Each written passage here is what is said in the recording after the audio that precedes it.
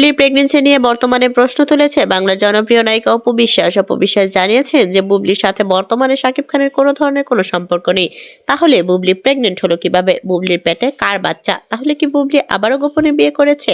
বর্তমানে অপু বিশ্বাসের এই প্রশ্নের উত্তর দিতে পারছেন না বুবলি। অপু বিশ্বাস আরো জানিয়েছে বুবলি যেন খুব দ্রুতই প্রকাশ করে দেয় যে তার পেটের বাচ্চা কার। অপু বিশ্বাস আরো জানিয়েছে বুবলির গর্ভে যে সন্তান আছে সেটা কোনোভাবেই শাকিব খানের সন্তান হতে পারে না, কারণ শাকিব খান বর্তমানে বাংলাদেশে থাকলেও বুবলির সাথে কোনো ধরনের কোনো সম্পর্ক নেই। আমার সাথে শাকিব খানের প্রায় প্রতিদিনই কথা হয়। অপু বিশ্বাস আরও জানিয়েছে যে বুবলির সন্তান দুনিয়াতে আসুক, এটা আমিও চাই, তবে আসলে আমিও খালা হিসেবে অনেক বেশি আদর করব তাকে, কিন্তু বুবলির গর্ভে কার বাচ্চা সেটা আগে জানা জরুরি।